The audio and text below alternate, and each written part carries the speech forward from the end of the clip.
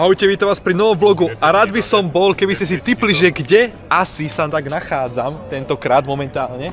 Vyzerá to tak celkom zaujímavo. No toto je predsa Nivy, väža na Nivách na streche. Nachádzame sa v Barcelone na letisku, takto to krásne toto vyzerá. Stala sa nám taká, jak sa hovorí, zlá vec. Mali sme jednoducho odletieť z Viedne do Londýna, z Londýna do Sevilly, lenže bohužiaľ let sme nestihli, tak sme museli hľadať náhradné riešenia, lebo však máme zabukované všetko, ubytovanie a teda.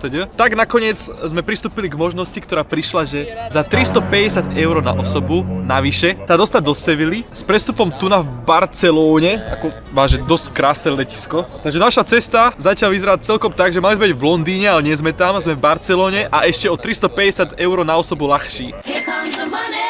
Here we go!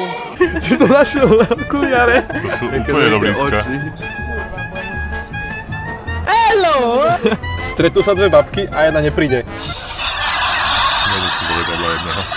Poďte sa, ako toto pekne vyzerá vonku na letisku v Barcelone. Čo? Legendári, šanca asi 2%, že sa to dostane. Prečo vlastne s tebou idem niekam? Toto si natočte do vlogu. To si natoč do vlogu.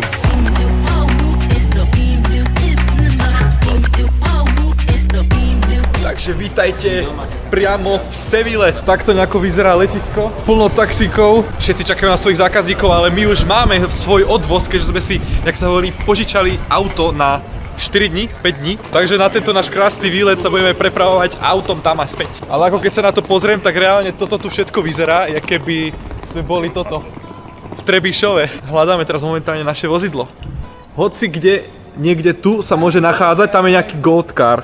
To máme my, gold car. Za nami ide auto inak. Za nami ide auto. Takže jedno z týchto aut by malo byť naše. Cítim sa, keby som si kupoval auto. Otvor nám našu káru. Jak v Eurotrack simulátor. To od teba mám tú skúsenosť. Toto daj prejsť.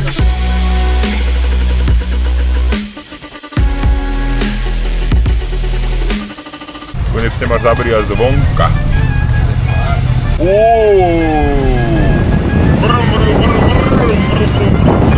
Čaute, čaute.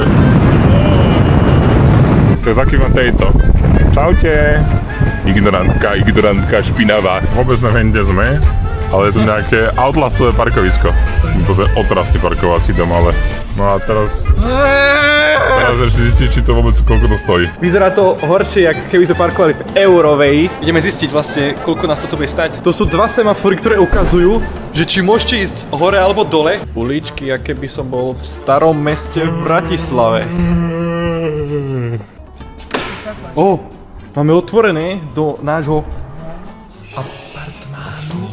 To vyzerá dosť pekne. Musíme vyriešiť ďalšiu záhadu. Točité schody. Ako sa toto vyzerá, jak dobre. Obrovské zrkadlo. Prišli sme zdraví a živí. Poďme hore.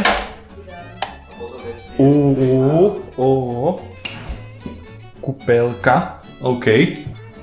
To je vlastne ďalšia izba. Dobre, tak máme kde spať. Máme kde spať. A ešte je tu aj... A tam je my máme samostatnú kúpeľku. Aj biden. Koľko stálo ubytovanie? 350 €. Pre 4 osoby na 5 dní, či 4 dní.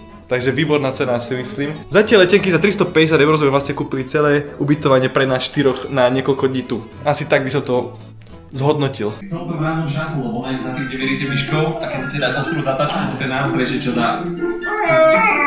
Takže keď vás zaženie nejaký človek do rohu, myšníky.